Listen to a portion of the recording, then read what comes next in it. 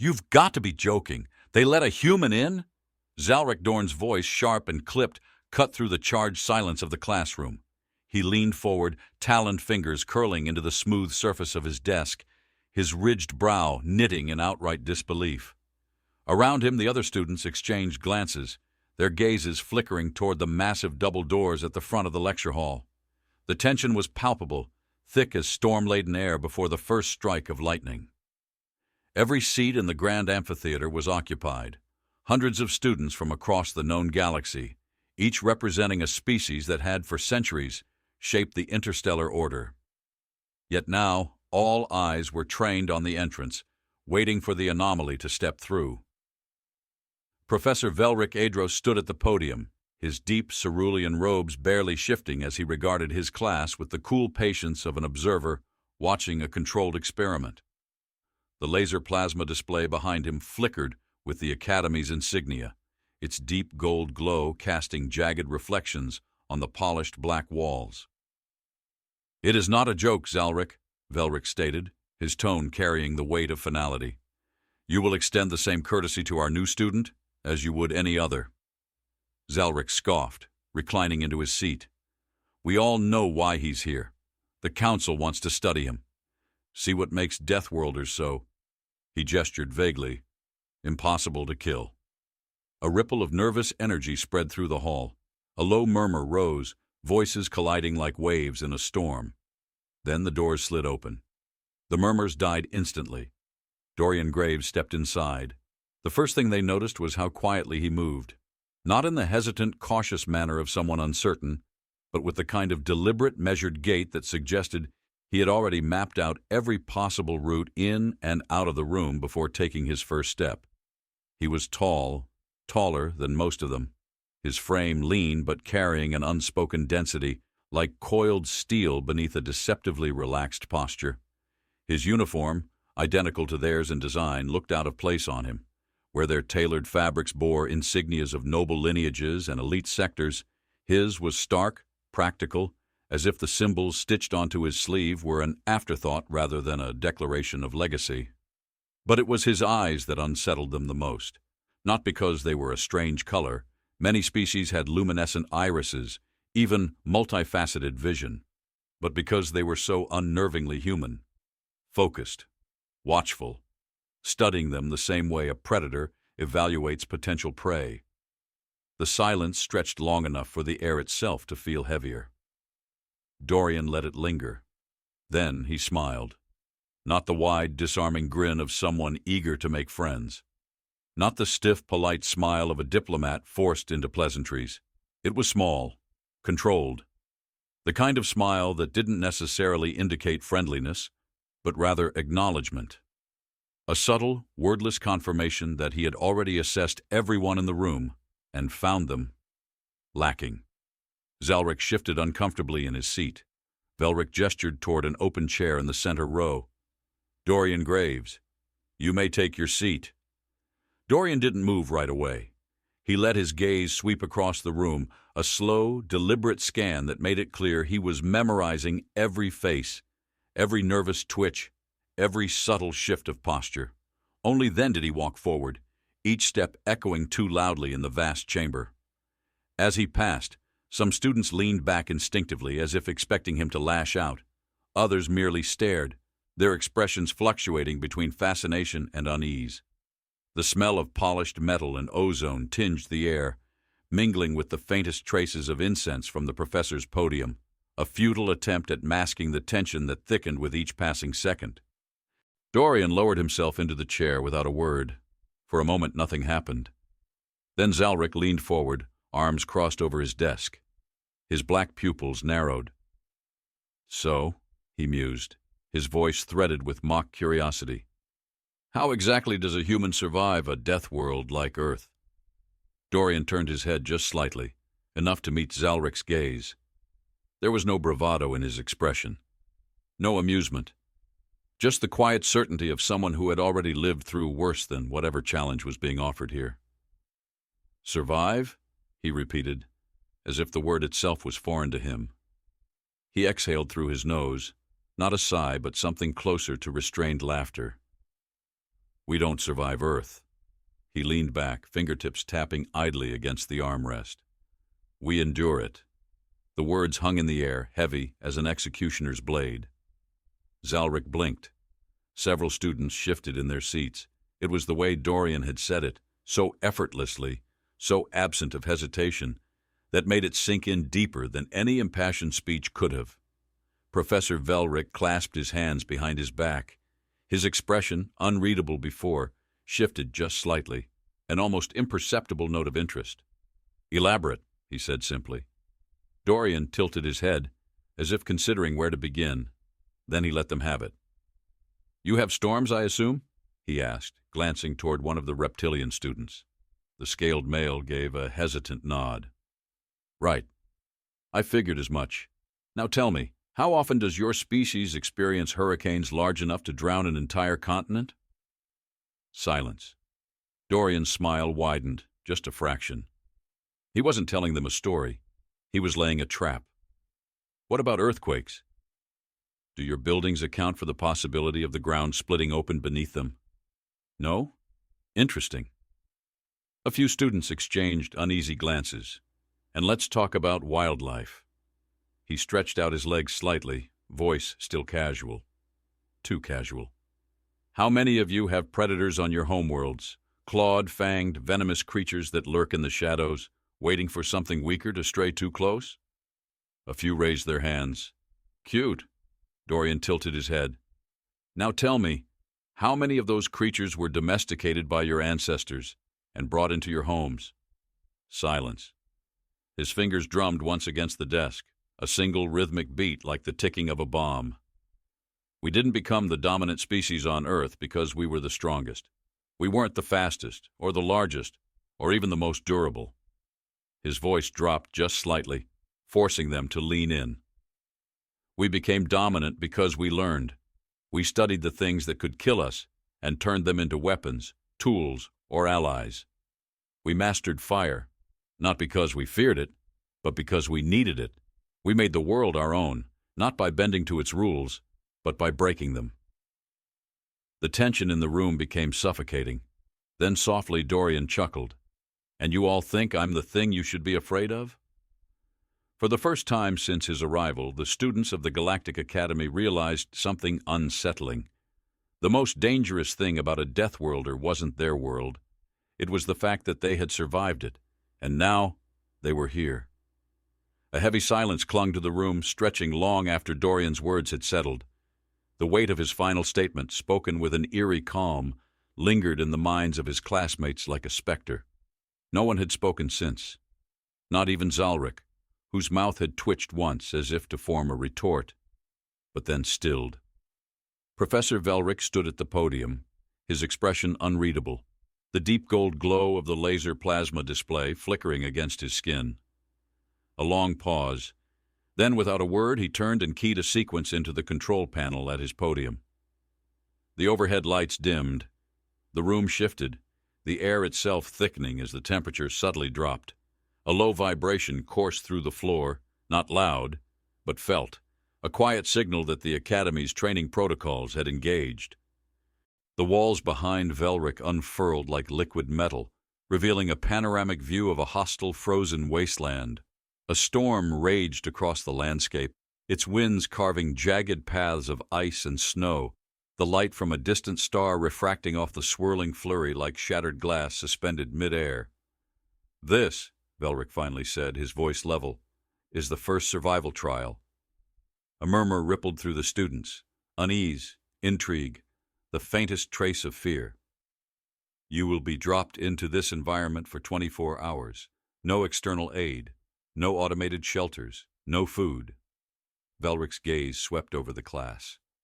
Survival is not simply about enduring hardship. It is about understanding it, adapting, finding solutions with what little you have. He turned toward Dorian. I assume this will be familiar to you. Dorian studied the storm, its icy winds moving in unpredictable, violent currents. He exhaled through his nose, expression unmoved. Where I'm from, we call that Tuesday. A few students shifted, their equivalent of nervous laughter catching in their throats. Zalric shot him a look of disdain but said nothing. Velric continued unfazed. You leave in 1 hour. Prepare accordingly. The students stood, their seats retracting automatically into the floor. Conversation sprang to life. Murmured theories and strategies exchanged as they made their way toward the armory. Dorian, however, took his time, his strides measured, observing the tension laced in their movements. They weren't ready for this, but they thought they were. The transport ship rumbled as it descended, its hull bracing against the violent crosswinds battering its frame. The Academy's artificial gravity system kept them steady. But the cold? That was unavoidable. The temperature had already begun leaching into the steel beneath their boots. The air inside the ship tasted metallic, dry with the recycled oxygen flow. The laser plasma display on the forward console flickered, reading out external temperatures, -40 degrees and dropping. Across from him, Threx Vol tightened the straps on his cold-weather gear, his reptilian physiology already struggling against the temperature. How does your kind handle this? He muttered, his scaled hands flexing as if testing their dexterity. Dorian glanced at him. You breathe, you keep moving, and you don't panic. Threx scoffed, pulling his thermal collar higher over his jaw. Easy for you to say. Dorian didn't correct him.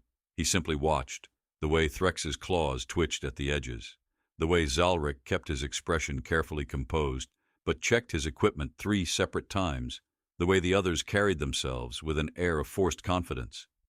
They were all waiting for something, for him to crack, to reveal some unspoken fear.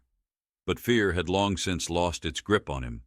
The ship jolted as it made contact with the frozen surface. A metallic hiss followed, the pressure seals disengaging. Then, a single, sharp beep, the sign that the doors were unlocking. A howling gale greeted them, air thick with ice and fury, an unforgiving force that clawed at their exposed skin, burrowing into every gap between fabric and armor. The cold wasn't just an external enemy. It seeped into muscle and marrow, tightening the joints, slowing movement, dulling reaction time. The first few students hesitated at the threshold. Dorian didn't. He stepped out, the ice crunching beneath his boots, and lifted his gaze to the sky.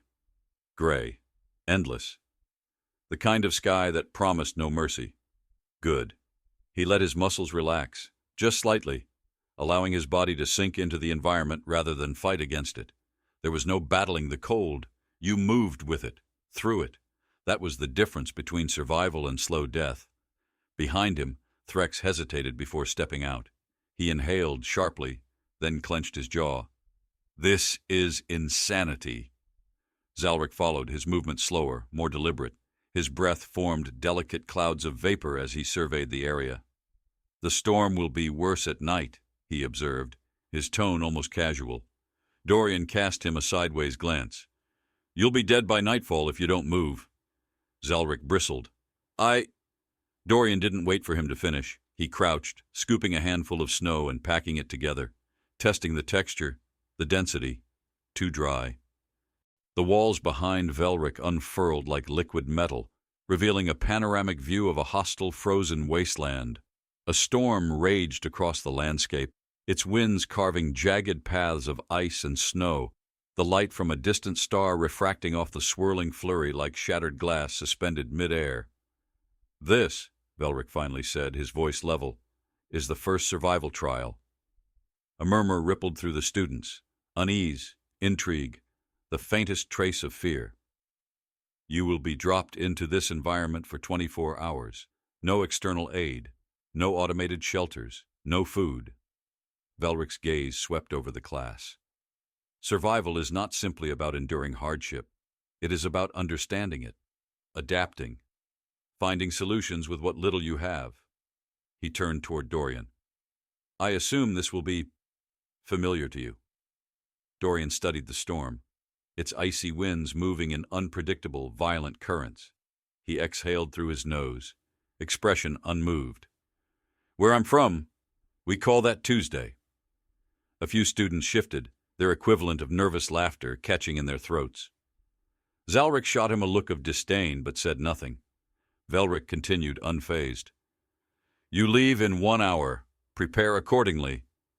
The students stood, their seats retracting automatically into the floor. Conversation sprang to life. Murmured theories and strategies exchanged as they made their way toward the armory. Dorian, however, took his time, his strides measured, observing the tension laced in their movements. They weren't ready for this, but they thought they were. The transport ship rumbled as it descended, its hull bracing against the violent crosswinds battering its frame. The Academy's artificial gravity system kept them steady. But the cold? That was unavoidable. The temperature had already begun leaching into the steel beneath their boots. The air inside the ship tasted metallic, dry with the recycled oxygen flow. The laser plasma display on the forward console flickered, reading out external temperatures, -40 degrees and dropping. Across from him, Threx Vol tightened the straps on his cold weather gear, his reptilian physiology already struggling against the temperature. "How does your kind handle this?" he muttered, his scaled hands flexing as if testing their dexterity. Dorian glanced at him. "You breathe, you keep moving, and you don't panic." Threx scoffed, pulling his thermal collar higher over his jaw. "Easy for you to say." Dorian didn't correct him. He simply watched, the way Threx's claws twitched at the edges, the way Zalric kept his expression carefully composed, but checked his equipment 3 separate times, the way the others carried themselves with an air of forced confidence. They were all waiting for something, for him to crack, to reveal some unspoken fear. But fear had long since lost its grip on him. The ship jolted as it made contact with the frozen surface. A metallic hiss followed, the pressure seals disengaging. Then, a single, sharp beep, the sign that the doors were unlocking. A howling gale greeted them, air thick with ice and fury, an unforgiving force that clawed at their exposed skin, burrowing into every gap between fabric and armor. The cold wasn't just an external enemy. It seeped into muscle and marrow, tightening the joints, slowing movement, dulling reaction time. The first few students hesitated at the threshold. Dorian didn't. He stepped out, the ice crunching beneath his boots, and lifted his gaze to the sky. Gray, endless. The kind of sky that promised no mercy. Good. He let his muscles relax, just slightly, allowing his body to sink into the environment rather than fight against it. There was no battling the cold. You moved with it, through it. That was the difference between survival and slow death. Behind him, Threx hesitated before stepping out. He inhaled sharply, then clenched his jaw. "This is insanity." Zalric followed, his movement slower, more deliberate. His breath formed delicate clouds of vapor as he surveyed the area. "The storm will be worse at night," he observed, his tone almost casual. Dorian cast him a sideways glance. "You'll be dead by nightfall if you don't move." Zalric bristled. Dorian didn't wait for him to finish. He crouched, scooping a handful of snow and packing it together, testing the texture, the density. Too dry. That meant low moisture levels, which meant dehydration would come faster than they anticipated. They wouldn't just freeze. They would desiccate. The others were looking at the environment as a temporary obstacle, something to suffer through. Dorian looked at it as a problem to be solved. He turned to the others. "We need shelter. Now." Zalric crossed his arms. "And I suppose you have a plan?" Dorian smiled, slow and sharp. "Wouldn't be here if I didn't." The shelter wasn't built. It was carved. Dorian led them to a nearby ice ridge, its structure solid enough to withstand the wind's onslaught. Using thermal charges scavenged from their supply kits, they melted an entryway into the wall, then reinforced the opening with compressed ice blocks. It wasn't warm, but it was less deadly than standing outside. Threx sat heavily against the frozen ground, exhaling sharply. "This is madness." "You said that already," Dorian noted, leaning against the interior wall. Zalric rubbed his hands together, trying to force circulation back into his fingers. "Why do I feel like you're enjoying this?" Dorian tilted his head, considering. Then he met Zalric's gaze, his expression unreadable. "Because I've seen worse." The storm outside roared, battering their crude shelter like a living thing trying to claw its way inside. But inside, Dorian's classmates had started looking at him differently, not as an anomaly, not as a test subject, but as someone they might just have to trust if they wanted to make it out alive. The cold bit deep, sinking into the marrow of their bones. Inside the crude ice shelter, breaths came in slow, controlled puffs, curling like ghostly wisps in the dim light of their suit displays. The storm outside howled, a relentless beast clawing at their refuge, its fury pressing against the walls like an unseen predator testing the integrity of its prey's hiding place. Dorian sat against the reinforced ice wall, silent, listening. Not to the storm, not to the grumbling of exhausted classmates, but to something else. A rhythm beneath the wind, subtle, unnatural.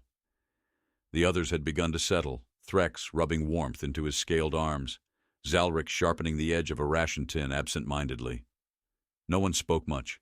They were tired, minds dulled by cold and hunger. That was dangerous. Fatigue made people ignore the details that kept them alive. Dorian exhaled and tilted his head slightly. There it was again. Not wind, not shifting ice. A pulse. Faint. Distant. Wrong. His gaze flicked to Kalor Vex, the telepath. The Adari had been staring at the floor for the past 5 minutes, unmoving, his normally luminescent skin dimmed to a dull violet. His eyes, deep black pools that reflected nothing, were locked onto nothingness, his jaw tight, fingers twitching against his knee. Dorian's voice was quiet but sharp. "You feel it too." Kalor barely moved, but his throat worked as if forcing down bile. "Something is listening," he murmured. That woke the others. Zalric stiffened, fingers tightening around his makeshift blade. Threx's tail flicked once against the ice, his pupils narrowing to slits. Dorian pushed himself up, moving slow, deliberate. The shelter was quiet now. Only the storm outside raged. Then the ground trembled. It wasn't dramatic. No violent upheaval of ice, no sudden cracks splitting beneath them. Just a single pulsing vibration, like the aftershock of a distant impact. Then another. The cold inside their shelter shifted. No longer just an external force, but a weight pressing against their ribs, thickening the air. It smelled different now, sharper, metallic, tinged with something mineral-rich and ancient. Dorian grabbed his pack. "We need to move." Zalric scoffed, but the nervous edge in his voice betrayed him. "Move? Into that?" He gestured vaguely toward the storm still raging outside. Dorian turned, eyes like tempered steel. "Something's coming. And whatever it is, we're not staying here to meet it." No one argued after that. The storm was still punishing, but now the cold was the least of their problems. The vibrations followed them, irregular but unmistakable. A heartbeat beneath the frozen ground. Dorian led them with the efficiency of someone not guessing but calculating. The landscape was treacherous. Shifting ice plates, jagged ridges rising like teeth from the frozen earth, crevasses waiting to swallow the unwary. Kalor winced as another pulse reverberated beneath them. "It's not natural," he muttered. "It's searching." Threx's breath plumed in the frigid air. "What kind of predator hunts through ice?" Dorian didn't answer, because he had a feeling that this wasn't a predator. It was something worse. They reached the ridge overlooking the valley below. It should have been empty. Nothing but wind and ice stretching toward the distant storm wall. But it wasn't. Something huge lay beneath the surface. Not ice. Not rock. Metal. Dorian crouched, eyes narrowing at the faint outlines buried under layers of frost. The shape was unmistakable. A structure, long abandoned, its edges softened by centuries of snowfall. The heads-up display in his visor flickered with proximity scans, glitching slightly as it tried to make sense of what it was detecting.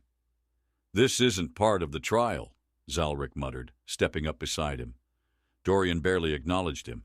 He was too busy assessing the patterns in the ice, the way the storm seemed to swirl unnaturally above this place, as if something beneath it was subtly manipulating the currents. Then the ground shuddered again, not from the storm, from below. Threx hissed as cracks formed in the ice, spiderwebbing outward from the buried structure. "Move!" The warning came just as the first black tendrils burst from the ground. They weren't organic. Not quite. More like machinery given grotesque life. Metallic filaments, twisting and reforming, shifting between solid and liquid in rapid, unnatural patterns. They didn't strike like whips or lash out in random aggression. They studied, testing, calculating. Dorian reacted first, yanking Kalor backward just as one of the tendrils slithered too close, its surface shifting like molten mercury. It retracted slightly, almost hesitant, as if reassessing. Threx cursed, drawing a compact thermal blade from his belt. "We are not supposed to be dealing with this." Dorian ignored him. His mind was already racing ahead, taking in details, analyzing. The tendrils didn't attack outright. That meant this wasn't a kill response. It was analyzing foreign stimuli. He took a slow step forward. Zalric hissed, "Are you insane?" "Shut up." The tendrils twitched in response to movement, reacting to their heat signatures, their breathing patterns. The way they moved wasn't random. It was patterned. A code, a sequence. Dorian extended his gloved hand, fingers splayed open, not threatening, not defensive. Curious. The tendrils hesitated. Then, for the first time, they shifted, retracting slightly as if waiting. That was when Dorian saw it, the faint glimmer beneath the ice. Not just a structure, a ship, buried, ancient, and waking up. Kalor inhaled sharply, his voice almost a whisper. "This isn't an accident." Dorian didn't look away from the shifting metal tendrils. No. His fingers curled slightly, testing the air, the weight of the moment. This was left here on purpose. The next pulse from beneath the ground was stronger, more deliberate, like a question. And suddenly, Dorian knew. The Academy hadn't just sent them to survive. They had sent them here to see who would find this first. His stomach turned cold, colder than the storm itself. Because if this thing was waking up now, it meant someone had always known it was here, and they had been waiting. For him. The ground pulsed beneath them, a slow and deliberate thrum that vibrated through bone and blood alike. The buried ship was waking up, not in some chaotic, haphazard way, but with the methodical patience of something that had waited far too long to be found. Dorian's breath curled in the frigid air as he adjusted his stance. The tendrils, metallic yet disturbingly organic, had paused, hovering in the space between curiosity and calculation. They were watching him, not attacking, not yet. Kalor shifted beside him, his normally smooth violet skin paler than usual. "It's thinking," he muttered. Dorian didn't take his eyes off the ship. It's deciding." Another pulse, heavier this time. The tendrils quivered. Then, without warning, one of them lunged. Dorian twisted instinctively, his body moving before thought could catch up. The tendril sliced through the air where his head had been, impacting the ice with a sharp crack. Shards scattered in all directions, catching the dim light like shattered glass. Threx snarled, his blade already in motion. "I think we have our answer." Dorian's mind worked faster than his pulse. The tendrils weren't wild. They were controlled, testing weaknesses, calculating patterns. He couldn't treat this like an animal attack. It was a negotiation, one they were already losing. Another tendril snapped toward Zalric. He barely dodged, the sharp metal grazing his shoulder. His face twisted with fury, but his instincts betrayed fear. "If you've got a brilliant plan, Graves, now would be the time." Dorian wasn't listening.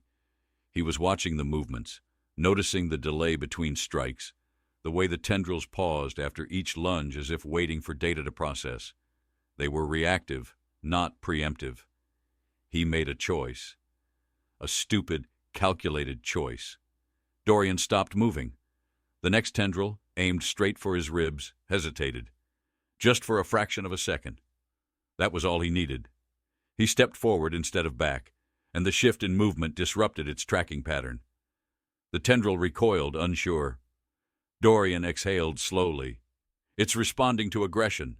Kalor blinked. "What?" "Think, it's not attacking, it's learning." Zalric, panting, shot him a glare. "Learning how to kill us." Dorian extended his hand. Slowly, open palm, not a threat. The tendrils froze. For a long moment, nothing moved. Then the metal shivered, retracting slightly, curling in on itself. Recognition. Dorian felt it like a shift in the air, a confirmation that something beneath the ice had acknowledged his presence. And then, the ice collapsed. A fissure split the ground beneath them, and suddenly they were falling, sliding, tumbling into darkness. Dorian landed hard, the impact jarring through his limbs. The cold was gone, replaced by something worse, damp, thick air that pressed against his skin like unseen hands. His visor display flickered, recalibrating to the lack of external light. Shapes loomed in the dark, massive structures coated in frost and corrosion. They were inside the ship. Kaelor coughed somewhere nearby. "That could have gone better," Threx groaned, pushing himself up. "Speak for yourself." Dorian ignored them. His attention was locked onto the walls, intricate carvings buried beneath centuries of ice, their patterns eerily similar to those on the tendrils. A language, not dead, dormant. Zalric's voice cut through the eerie quiet. "Tell me, Graves, do you always throw yourself headfirst into death traps, or was this a special occasion?" Dorian's fingers traced the carvings. The grooves were shallow but deliberate. They weren't warnings. They were instructions. "This isn't a death trap," he murmured. He pressed his palm against the wall. The ship reacted. A deep, shuddering breath. Not air, not wind. A pulse. Lights flared to life, running like veins through the floor, the walls, the ceiling. A faint golden glow illuminated their surroundings, revealing the true scale of what they had stumbled into. The chamber stretched beyond sight, lined with rows upon rows of something that looked like cryopods but felt like tombs. Kaelor inhaled sharply. "This place is ancient." Dorian stepped closer to the nearest pod. The glass was fractured but intact, the inside coated in frost. Something moved beneath it. A shape, still. Watching, waiting. Zalric swore. "That's a body." Dorian stared at it. "Number, that's a soldier." The realization hit like a physical blow. They weren't the first to be here. This wasn't an abandoned ruin. It was a battlefield sealed in ice, and someone had buried it on purpose. Threx wiped his hand down his face, exhaling sharply. "So, what now?" Dorian looked at the symbols glowing faintly beneath his palm. "If I'm right?" He turned to them, expression unreadable. "We didn't discover this place." His voice was quiet, but the weight of it settled like a heavy stone in their chests. "We were meant to find it." The ship pulsed again, as if agreeing. And in the dark, something shifted inside the cryopods, waiting, waking up. The ship pulsed again, deep and low, a vibration that crawled beneath their skin and settled in their bones.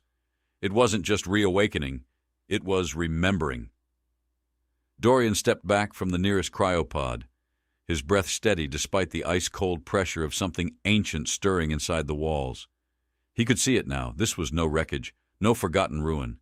This was a war vessel, frozen mid-strike, entombed beneath the planet's surface to keep something locked away. Kaelor exhaled slowly, his gaze fixed on the movement behind the fractured glass. "Tell me this isn't what I think it is." Zalric's voice was tight. "That depends. Do you think we just stumbled into a tomb full of soldiers who have been waiting for a reason to wake up?" The lights flickered. Not a malfunction, but a pattern, a sequence. Dorian felt the weight of it pressing in, not fear, not exactly, but a pressure behind his ribs that told him they had already crossed a line that couldn't be undone. Threx shifted, uneasy. "We need to get out of here." Dorian didn't move. He was watching the way the ship was responding to them, not as intruders, but as something else. "You don't understand." His voice was quiet but firm. "If we leave now, we don't just walk away from this." He glanced toward the others. This ship wasn't meant to be forgotten. It was meant to be found. Kaelor's gaze sharpened. "By us?" "By someone like us." The chamber pulsed again, and this time the cryopods hissed open. The air inside was thick, heavy with something older than language, older than memory. The frost melted away from the glass, revealing figures inside, tall, armored, humanoid in shape, but wrong in ways the mind struggled to register. Their armor was blackened from war, not time, bearing the scars of battles fought in ages long buried. And their eyes, not biological but gleaming with artificial light, flashed as they focused on the intruders. The first one stepped forward, a movement too fluid for something that had been frozen for centuries. Dorian held his ground, the others didn't. Threx moved first, reaching for his weapon. "Wait!" Dorian's command cut through the air, sharp as a blade. Threx hesitated, but only for a second. "Are you insane?" The figure cocked its head, as if registering the exchange. Its gaze locked onto Dorian, and then it spoke, a voice that was not mechanical, not organic, something in between. "You are not the enemy." Silence. Then Zalric let out a sharp breath. "Well, that's a relief." Kalor shook his head, stepping closer. "They know us?" "No," Dorian said quietly. He could feel the weight of the moment like standing on the edge of a blade. "But they know what we are." The figures didn't move aggressively. They didn't attack. But something in the way they observed told Dorian that they were calculating, considering, weighing their next action with the same cold efficiency that he himself had been using since the moment they arrived. Then one of them raised its arm. A heads-up display flickered into existence above its wrist, a projection of the planet, the frozen landscape above them, and something else. A fleet. And it was moving toward them. Kalor inhaled sharply. "That's the Academy's flagship." Zalric's jaw tightened. "And those," he pointed to the other ships blinking onto the display, the ones that were not from the Academy. "Those are not ours." Dorian's mind worked quickly, piecing together what this meant, what the timing of it all signified. "We weren't the only ones sent here," he murmured. Threx growled. "You think they knew about this place?" Dorian's gut twisted, but his expression remained blank. "I think they were hoping we'd never find it." A warning signal echoed through the chamber. The ancient soldiers turned in unison as if recognizing the sound. One of them, taller than the rest, bearing markings across its armor that suggested rank, looked back toward Dorian. "They are coming to bury the past." The chamber pulsed again, but this time it wasn't the ship that caused it. It was the first orbital strike hitting the ice above them. The impact sent a shockwave through the structure, shattering the remnants of frost that had clung to the walls. The Academy was firing on them. Threx cursed. "They're trying to collapse the site." Kalor's voice was sharp with realization. "They're trying to erase it, erase us with it." Dorian's mind snapped into place, every piece aligning. "They can't afford to let this place survive," he muttered. "They can't afford to let us survive. Because if this ship got out, if the truth of what lay beneath this planet was revealed, the entire balance of power in the galaxy would shift." Zalric's expression darkened. "Then we don't let them win." The ancient soldier stepped forward, its glowing gaze locking onto Dorian. "You came seeking knowledge." Dorian nodded. "Then you will leave with war."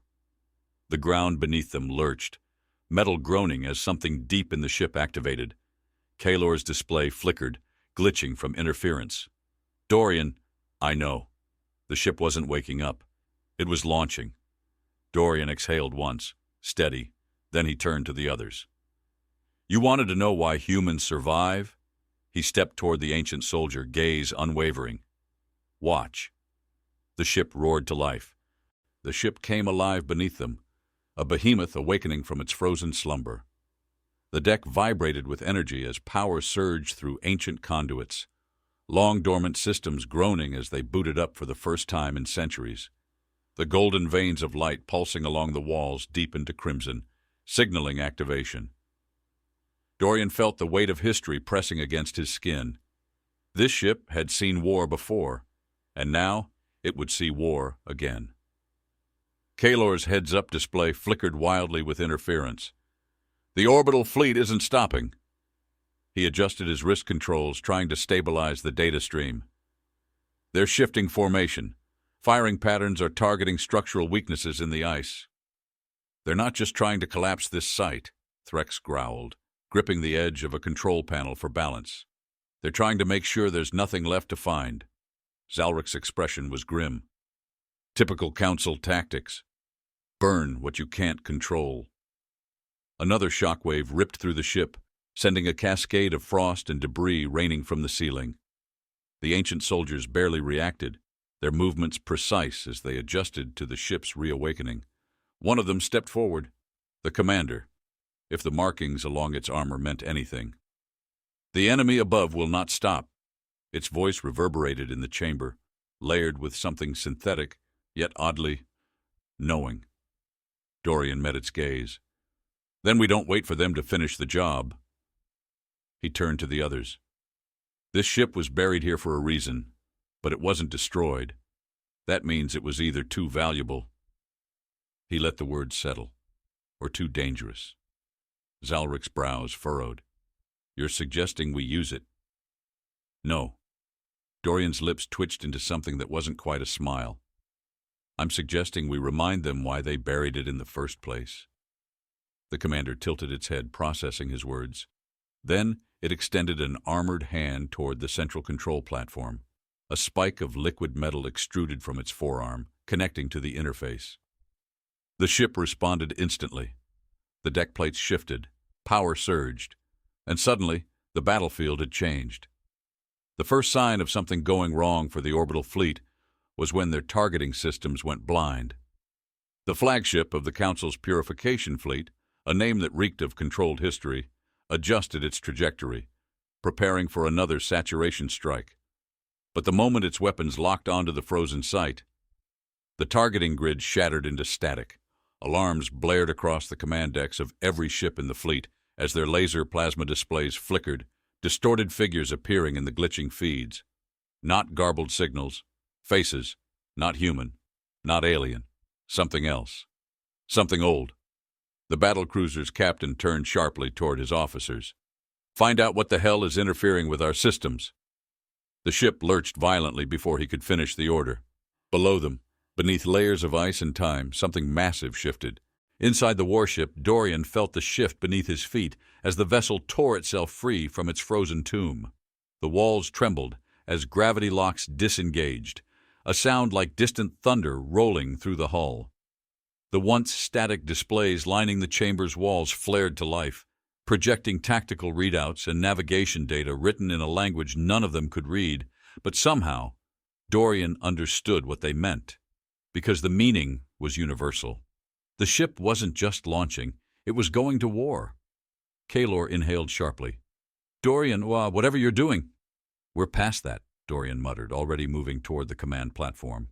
Either we control this ship or it controls us. Zalric narrowed his gaze.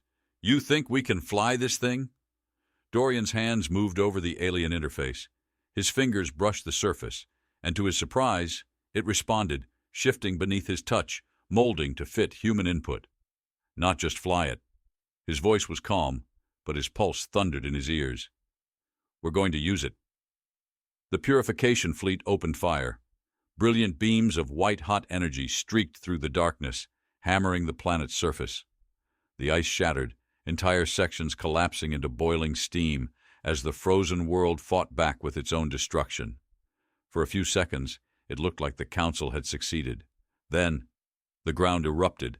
A massive fracture split the landscape apart as the warship tore itself free, its blackened hull reflecting the dying light of the bombardment. It didn't ascend. It rose, effortless, like a leviathan finally stretching after an eternity of waiting. The fleet's admirals barely had time to process what they were seeing before their screens exploded with data spikes. Enemy signals, power readings off the scale, a warship that had no record in their databases was suddenly in their midst. The ship's energy systems fully awakened, and the first real shot of the battle was fired. Inside, Dorian felt the ship's systems feed him information in real time. Not words, not data streams, but something closer to instinct. The ship was reading him as much as he was reading it, and it was giving him control. Zalric's voice was tight. Tell me we're not just sitting here. Dorian's lips curled into something sharper than amusement. Not a chance. He tilted his hand slightly over the interface, and the ship moved. The ancient warship wasn't like modern vessels. It didn't need to accelerate. It simply was here one moment and there the next. The first enemy battlecruiser tried to turn its weapons. Too slow. Dorian twisted his wrist. A pulse of light lanced from the warship's core, not like standard energy weapons, but something denser, more absolute. It struck the cruiser midsection, not vaporizing it, not destroying it in a single explosion. It ripped the ship apart from the inside. The fleet panicked. Threx exhaled sharply. "I think we just declared war." Dorian's gaze locked onto the Council's flagship. "No." His voice was deadly calm. "We just ended one." The ship pulsed again, and above them, the stars themselves seemed to shift. The warship shifted beneath Dorian's fingertips, responding as though it had been waiting for someone like him to take the reins. Not a tool, not a machine, something more. It wasn't just reading his commands, it was learning from them. Outside, the battlefield stretched in every direction.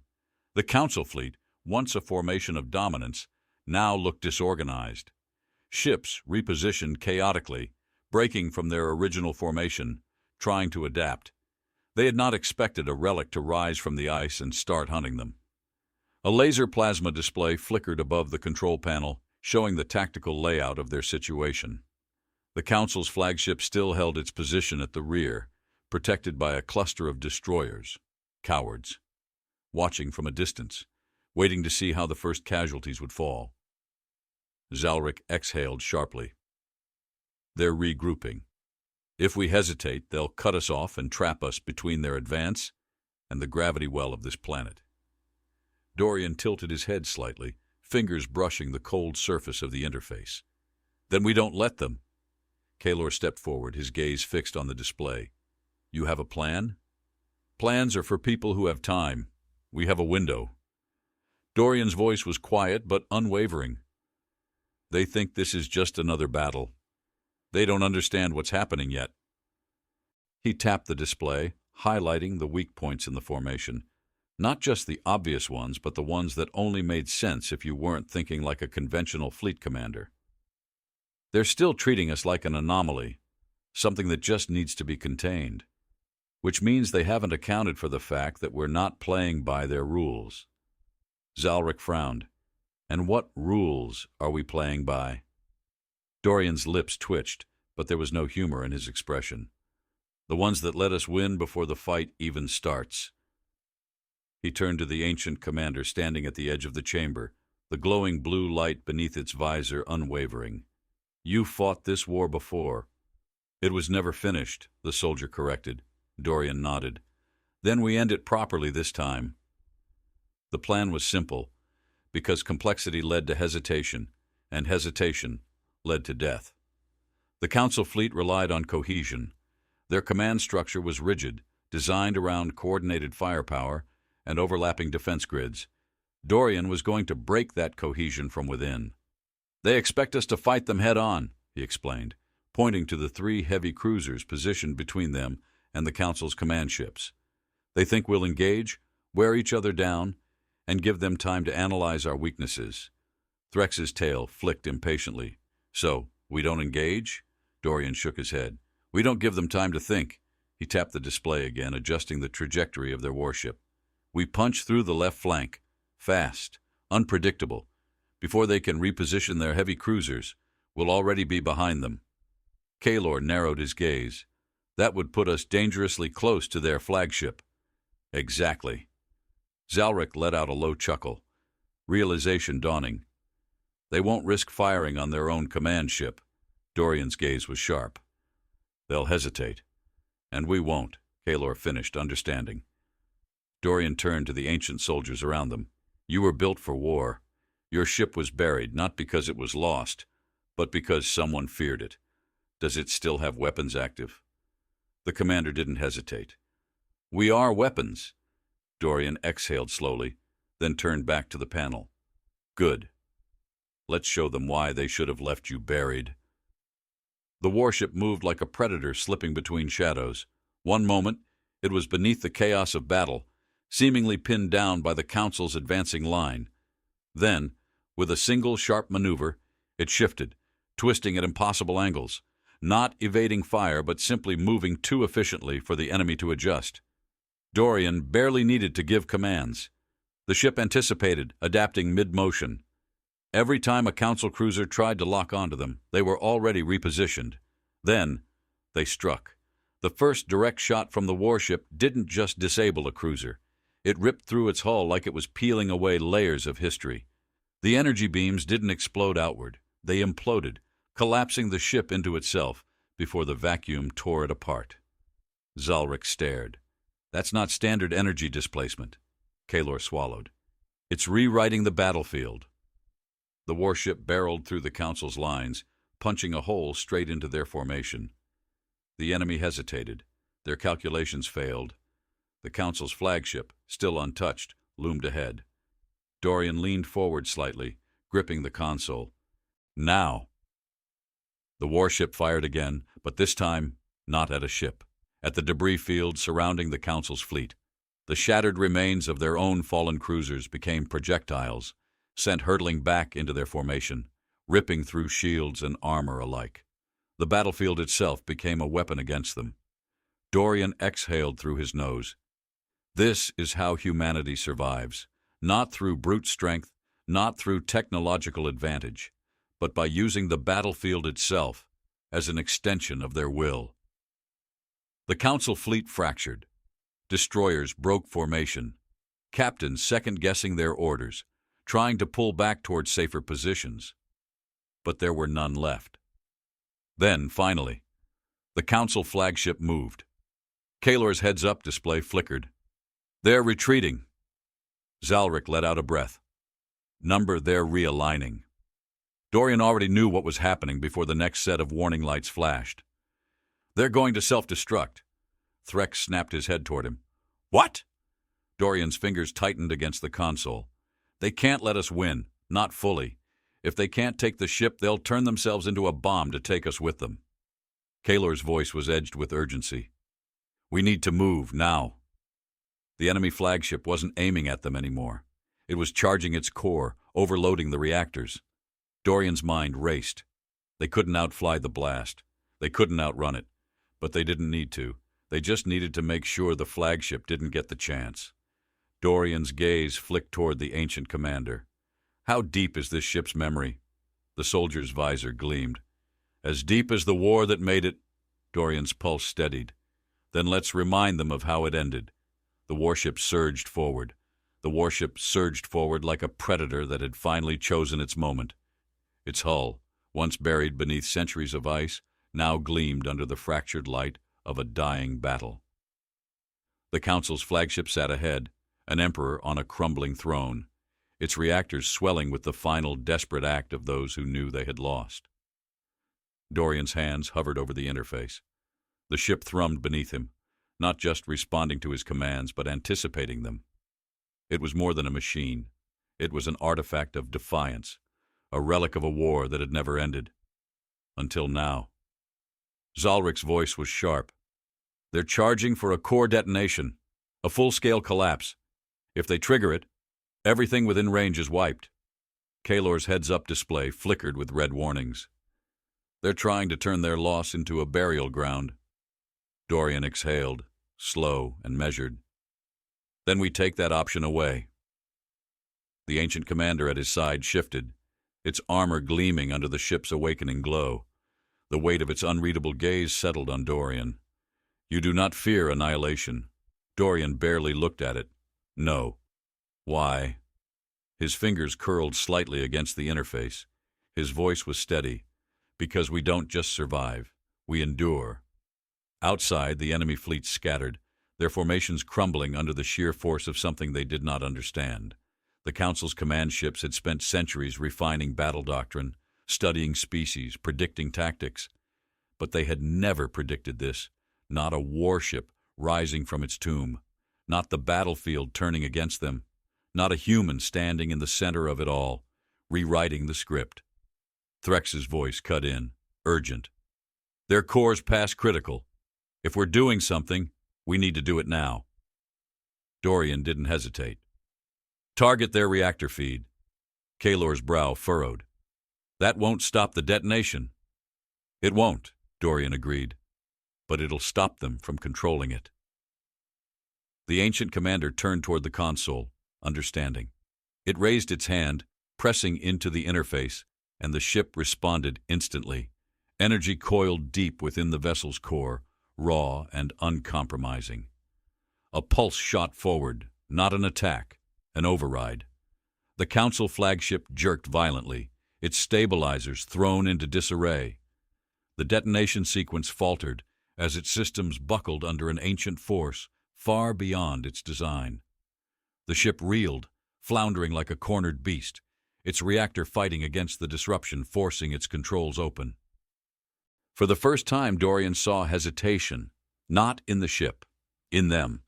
The Council's admirals, so convinced of their power, so sure that their authority would never be challenged, had been reduced to one final, desperate act, and even that was being taken from them. Zalric let out a slow exhale. "They're stalling." Dorian tilted his head slightly. "No." His gaze fixed on the flagship. "They're realizing." And then in the stillness that followed, the Council made their final mistake. They hesitated. The ancient warship did not. A final surge of energy ripped through the Council's reactor core, not exploding it, but absorbing it. The flagship convulsed, metal screaming as its own power was turned against it. The bridge lights flickered. The fleet, once a solid wall of dominance, stood frozen in place, watching their leaders collapse. Dorian's voice was quiet, but it carried through the command deck like the weight of an inevitable truth. They thought they could erase history. The Council flagship fractured, the last of its energy pulled into the warship that had once been its grave. Dorian exhaled. But history doesn't die. The flagship broke apart, its final act of defiance swallowed by the silence it had tried to impose. The battlefield stilled. The remaining Council ships did not run.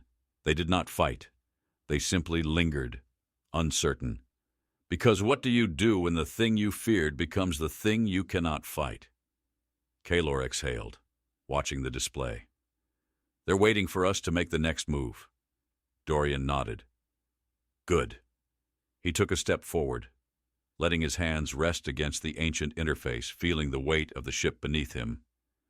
Let them wait. The battlefield belonged to them now, and the war? That ended on their terms. Dorian's voice dropped to a murmur, but it was not lost in the stillness. "You tried to contain us." The ancient commander turned its head slightly, watching him. Dorian lifted his gaze to the Council's fleet, their hesitation etched into the dying embers of their arrogance. "You failed." The warship pulsed one last time, and then the galaxy exhaled.